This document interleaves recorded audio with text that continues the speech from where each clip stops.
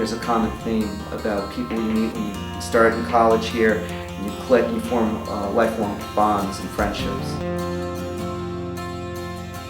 It was like I had walked into a novel that I had read, and I was living it. But it's really about like the memories and the feelings that are left within you from the 4 years that you were here. If I had it to do all over again, I'd still come here.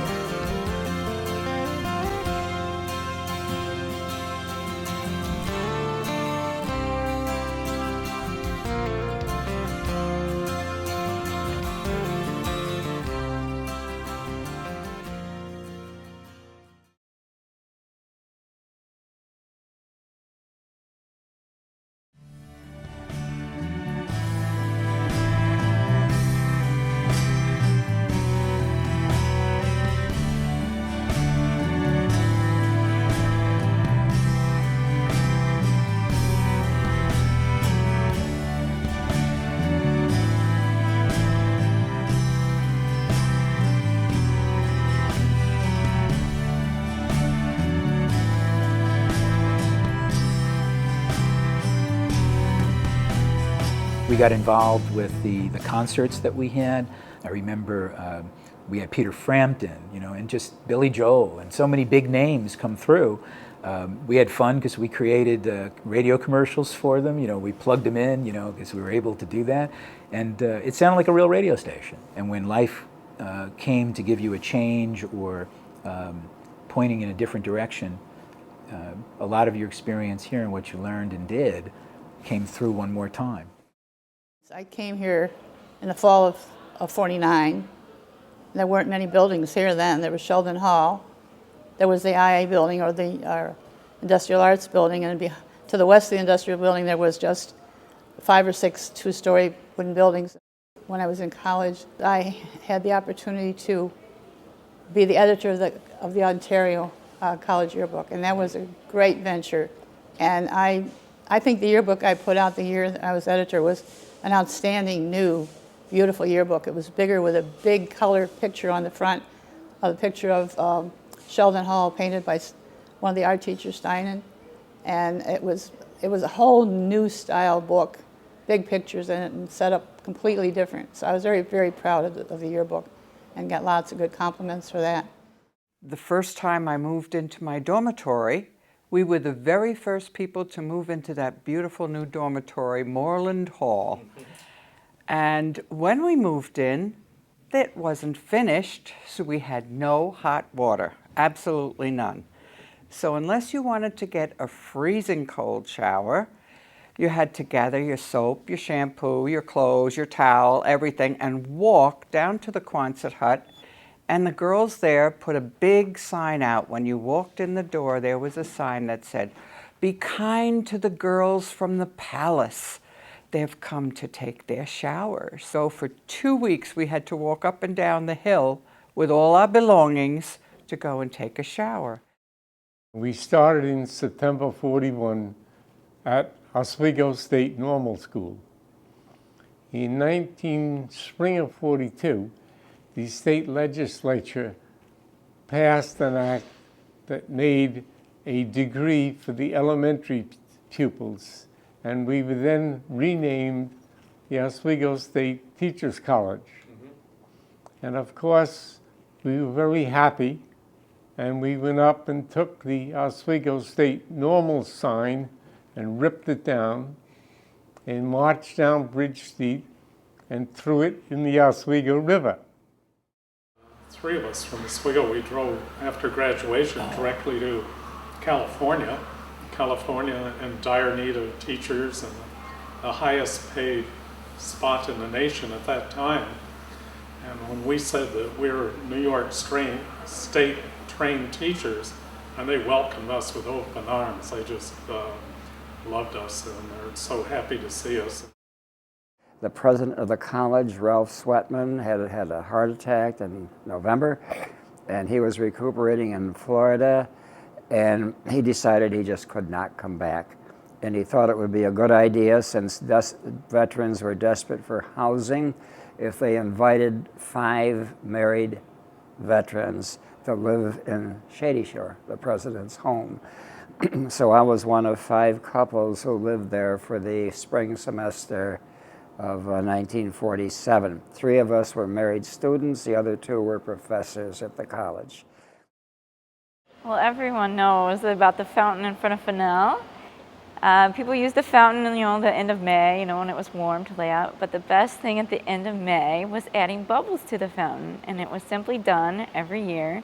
And you had to go down the side stairs so that they didn't see you carrying the end of your laundry detergent out.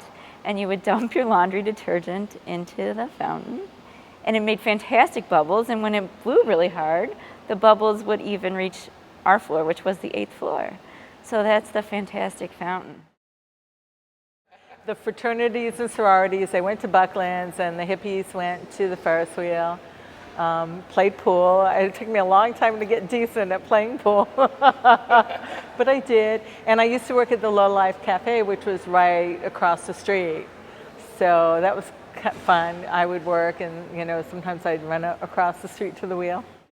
Our class started in '61, so we were still kind of conservative. We were raised in the 50s. But it was our first time away from home and first time realizing about prejudice and things like that. And during the time I was a student was when Kennedy was assassinated.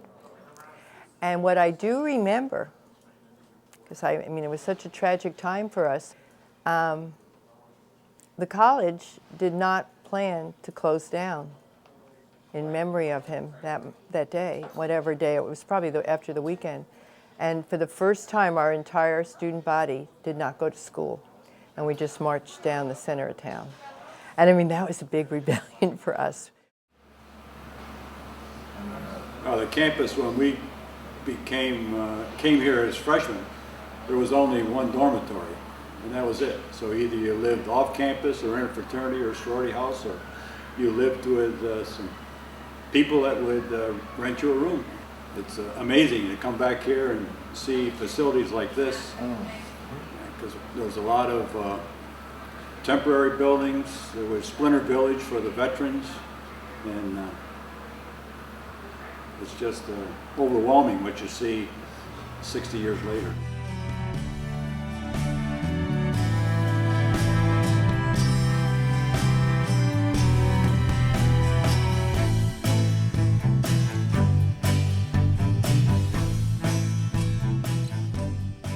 The transformation in the school over a relatively short period of time was remarkable.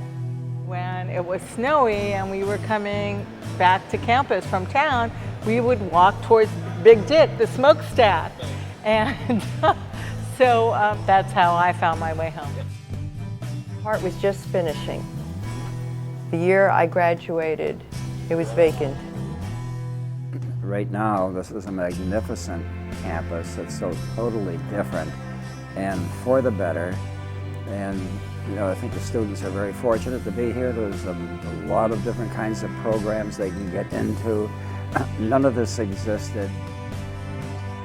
I think the school has really grown immensely in the past 5 years, and now the shovel is going back into the ground, and that can only be good for everyone.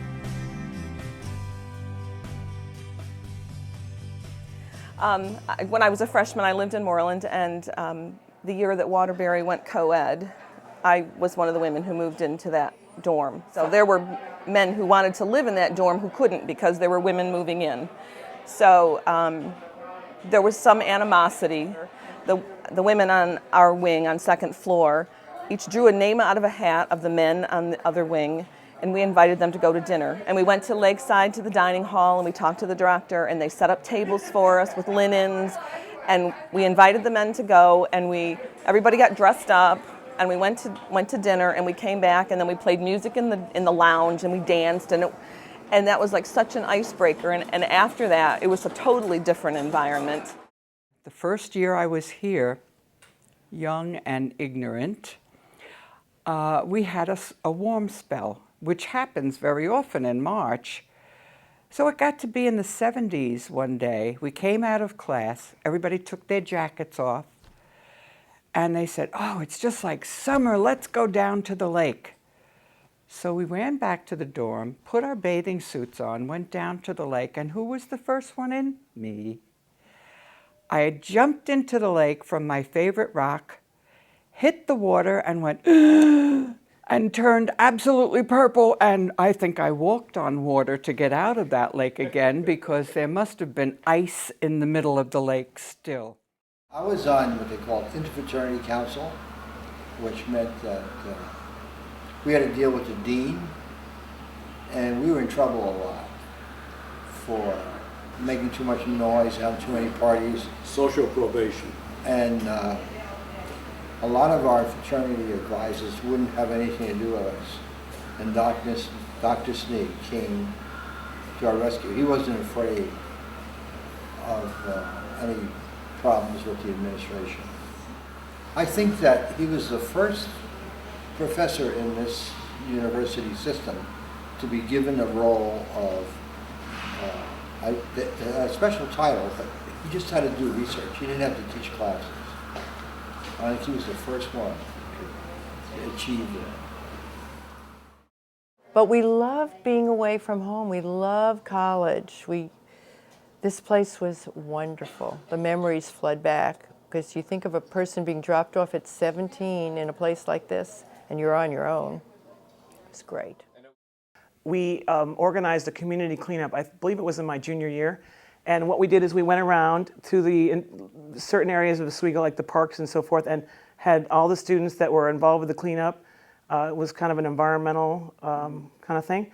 And what we did is we went around and we cleaned up the parks, and we were trying to give a good impression for the town of Oswego for the students, because sometimes there was, conflicts and so forth. And back in those days, I don't know if it's still true today. So after we had the cleanup, we actually had a big party for all the participants, and everyone had a great time. And how it kind of relates to what I do now is I knew I wanted to do something with the environment. And what I ended up doing is starting my own business. We've been doing it for 22 years. We work in the Northeast, and we've actually gone as far away to do our testing and our consulting and our training work to the Army Corps of Engineers in South Korea. My background in Oswego and learning about all the stuff, because there was an environmental science degree when I first was in Oswego, that kind of came later. So being a biology major here really gave me the basis for being able to run my own business. And that community cleanup was just one of the many things I did, but I just remember that very distinctly.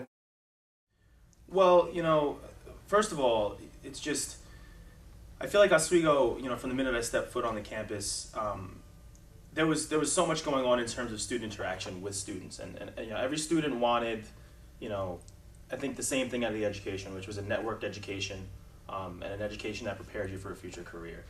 But I think just the overall atmosphere, and I think that everyone looked out for each other. Everyone wanted kind of the same type of quality education, and those are the big things for me. My most special experience as a student, I would probably have to say that when I was taking methods, I worked in what was then the campus school of Oswego State. And I had under my charge a girl with cerebral palsy. And this girl had multiple needs. And I remember spending a couple of weeks with her. And frankly, I didn't think that it mattered much from the mind of a 21-year-old. But when I was out of school, I don't know how I received it, but I got a note from her and her mother thanking me for the time that I put in with her while working at the campus school. And I think that had a great deal to do with the path that I chose. I ended up going into education and spent 36 of what I would say the most rewarding years of my life teaching high school. My takeaway from the time here was I didn't just come away with a business degree and went into the business world and worked as a businessman. the background in marketing and advertising and accounting translated into a 12-year radio career for me. I worked in a number of radio stations around New York, Westchester County, and then switched gears because the climate changed and the way the business changed. I ended up in the computer business. Spent 10 years at Hewlett-Packard. And the years at Hewlett-Packard, a big focal point there was working in the graphic arts arena with advertising agencies in New York City before I went and moved to Atlanta back in 1995. And so you say to yourself, well, where did that come from? You didn't study graphic arts, you don't have a graphic arts degree. It came from Oswego. Being exposed to photography, working in the photo lab, having friends in graphic arts, going into the graphic arts lab and seeing a stat camera and understanding how to burn a printing plate and then explaining to yourself how to do a mimeograph for the radio station to send out a playlist to try to get free records. It all just kind of coalesced and intertwined into one another. And there's so many overlapping pieces. But it's really my Oswego days that really taught me how to take those passions and put them forth and share those with everybody else. And to show my fellow alumnus within Oswego of the opportunities that are out there, that brotherhood, that sisterhood that you build at Oswego State, which I feel Oswego really has a unique atmosphere, a giant family atmosphere within the college itself and after college. I think maybe people pick Oswego for the same reasons, for some of the same reasons, not just for the academics, but I hate to say the lake because everybody probably says the lake, but you just come on campus and it kind of hits you, and this is where you want to be. Yeah, it's a laid-back atmosphere, yet it's not so laid-back that you don't want to do well or you don't strive to do your best, but you are content here. So because you're happy, everything else kind of like flows. Back when we were going to school, we had the tavern, so we had, a place to let loose, have fun, and yet still be responsible. It was great. Some IA majors created the inside of it, so they did all the different levels, and there's a little stage. So there'd be music. I mean, a couple of our friends used to play guitar and sing there, and they'd show movies on the weekends, which was great, and they'd have popcorn and stuff. Right. And we'd go every Friday afternoon for happy hour. One of the greatest events our fraternity did, I think, back, we raffled off as a fundraiser an automobile. Oh, yes, yes. In the newspaper, the Pal Times, we found a car for sale, and so we paid $50 or $75 for it, and we sold tickets on campus, $1 a ticket. Of course, everybody wanted a car, we made a lot of money on that. But the guy that won didn't want the car, right? He wanted the money. I also lived in Waterbury and was with the first class of women who came in. And my husband actually ended up living below me in the dorm. And he was into music like we all were. And, we all played our music pretty loud. My husband, who lived below me, used to play his stereo really, really loud. And I used to go downstairs and just bang on his door and tell him to turn the stereo down. I won't say exactly what I used to say, but I used to refer to him as the so-and-so who lived downstairs. And he used to refer to me as the what's and what's who lived upstairs. And, we didn't have what I would call a good relationship. I came home one day and he was outside next to the dorm working on a friend's car. And somehow we got talking. And we didn't stop talking until like 3 o'clock that morning. And from then on, the music was not an issue because we were together listening to music all the time.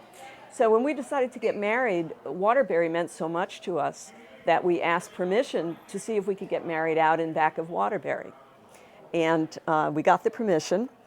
The day dawned in late May, and being Oswego, it was this overcast, cold day. I mean, just miserable. And we're standing there in our wedding garb, and then the whole crowd is there, and they've all got like, you know, raincoats and stuff that they've got pulled up like this, because this was, after all, Oswego.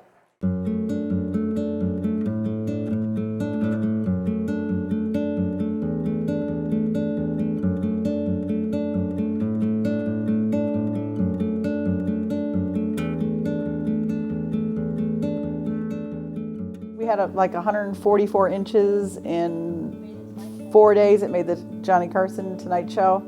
Mentioned us twice in a row because he got the snowfall incorrect on the first night. And he said he didn't know there were that many people in Oswego, New York to call and correct him. Oh, the wind. Oh, trying to turn the corner through the wind. Coming around by the tennis courts. Yes. Right there. It was like, I remember like latching onto a big guy to try and make the turn one time because it was so windy and I kept going backwards and this guy was bigger than me. I like grabbed onto his book bag and he kind of brought me around the corner. Quite windy. You know, I don't really remember a certain really big storm. They all, being from Illinois, they all seemed very big storms to me. You know, I was used to a couple inches. The first big storm, we went out on the hill in front of Fennell and I wrote my, you know, walked up and down the hill and wrote my name, and that was fun, you know, because then I could go up to the top.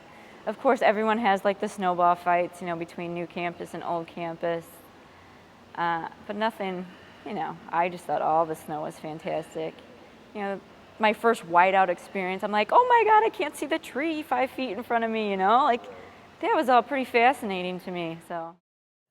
And the other thing that is very memorable is the 108 inches of snow our sophomore year, when you could only get out the second-story window and the mayor had to go out in his skidoo and deliver groceries to people because they couldn't get out of their building. Of course, the weather wasn't the greatest. Our senior year, we had so much snow that we went out with snowshoes and we walked on top of automobiles and didn't even know it. And they kept throwing the snow into the Oswego River until there was no more room. And that was the only time that the school had closed. Otherwise, there were classes every day.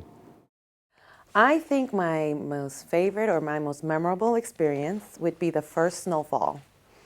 I started crying because I thought we were going to be buried in snow. And I lived on the first floor of Johnson.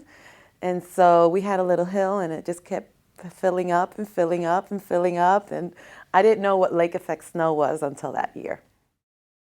People were caught in the library at night. We got a really bad storm because the storms would come off the lake out of nowhere. And all most of us had was radios. We got this message. All the RAs came running in and they were saying, we need the football players. We need anybody big. And we were like, what happened? They needed to make a human chain. And they did. Of guys standing like this, arm to arm, to evacuate everybody that was in that library until they got everybody out, because otherwise they would have had to stay in there all night long. And they didn't know how long this storm was going to last. As a result of it, they put up ropes so people could hold on to the ropes and go back from the library from one building to the next.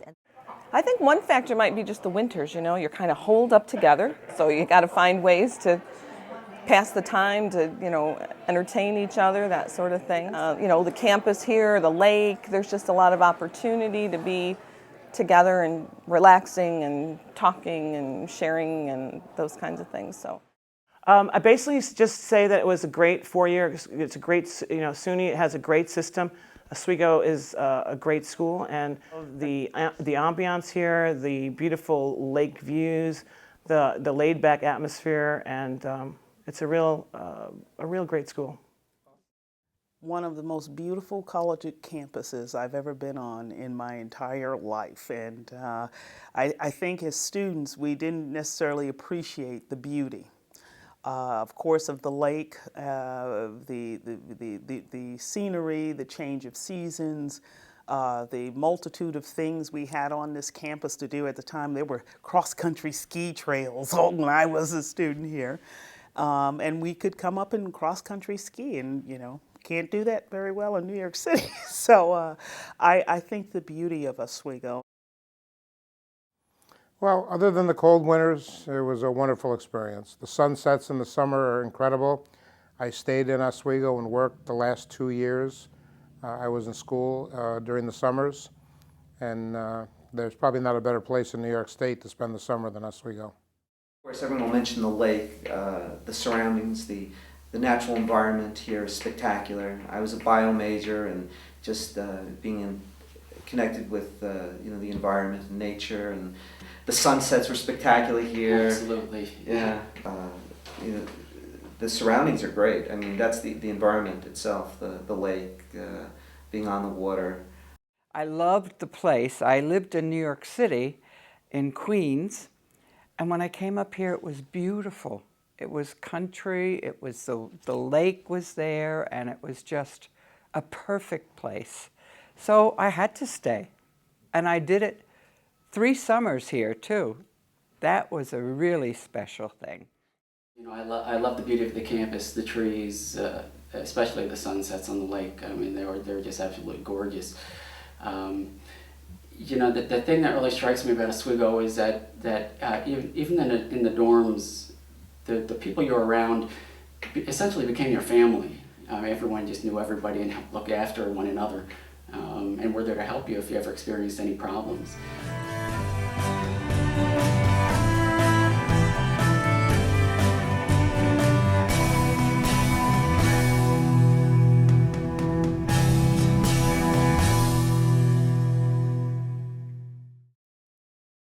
The number one reason that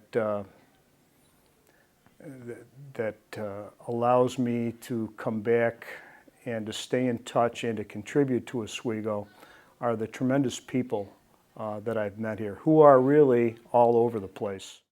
Before we even moved in, we got in touch with each other. Cami called me.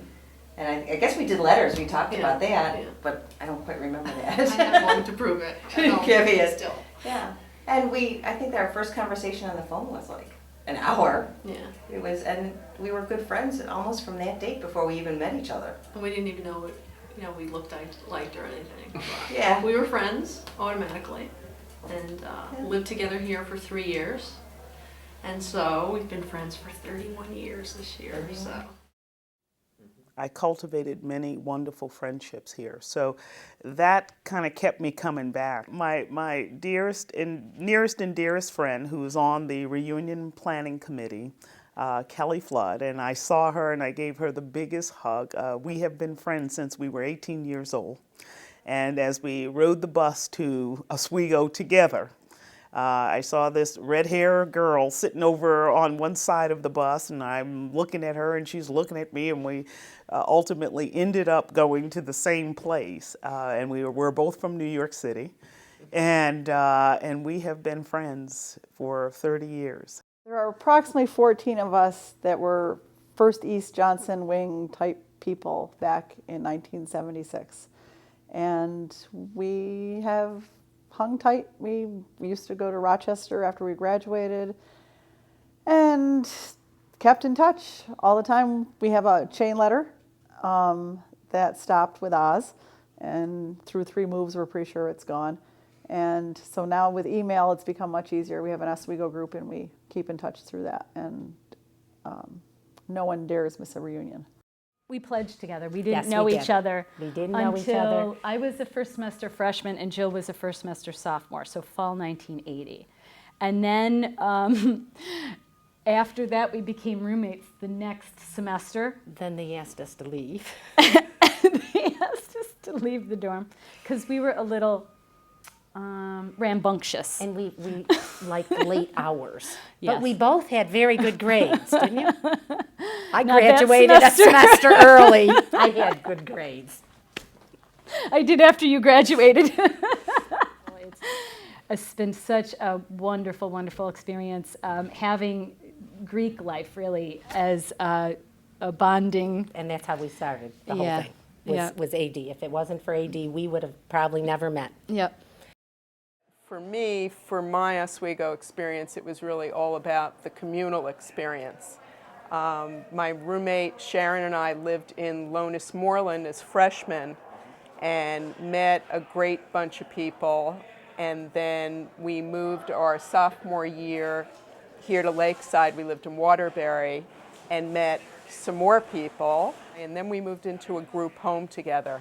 And we were, I've lost count, 8 or 10 of us. But we lived on the east side of town, and we cooked together and shopped together and took classes together and partied together. And it's sort of a testament to what the home was, that we're all here, for me, 34 years later, and everybody from the house came this weekend. Well, we spent a lot of time actually at the house. I mean, there was a lot of, watching television together, playing cards together, cooking together, just sharing time, and we went to concerts. It was just a really good group of friends that kind of grew up together, I guess. My husband lived in the house. There was another couple in the house who ended up getting married, and so we think it's kind of a unique testament that we're still together, still great friends, and when we get together, like on this weekend, it's just such a natural thing to come back together with people that you shared that time in your life, who you kind of grew up with.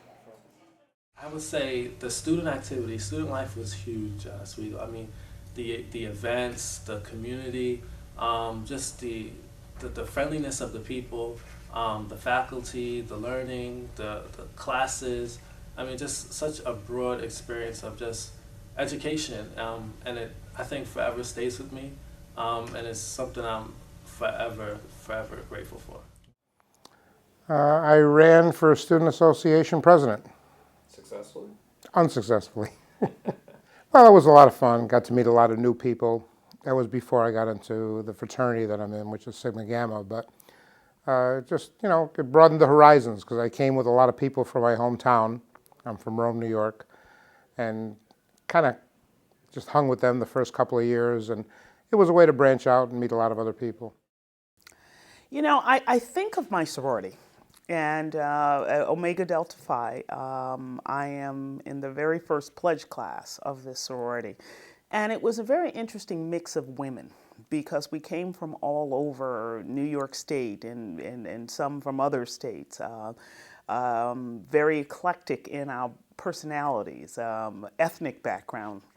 But we learned to take two separate, very distinctly different philosophies of what sisterhood meant, and to form our sorority, which was a very strong bond. And that was something that was very welcoming, and I pledged as a second semester freshman.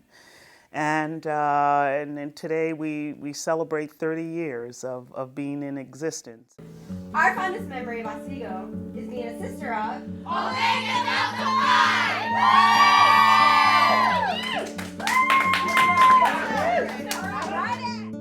I think the friendships and being with friends. I'm going with that, because that was a highlight. I think that, and the fact that we're still friends, I think is good.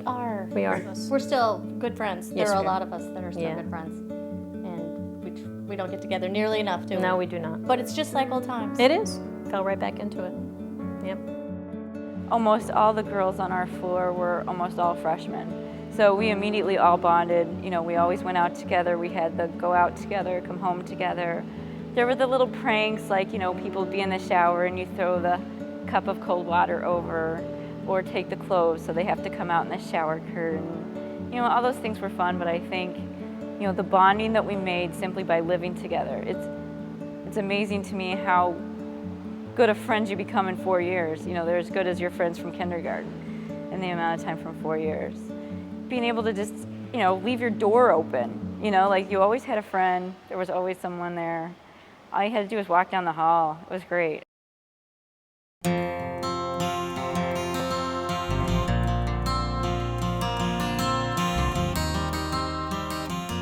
Oswego, I felt, was a much better school. It was like going from, having a black and white TV to high def. You've got a place to unwind and relax when you want to get away from the stress of school, and also a real close-knit environment to meet people and have fun.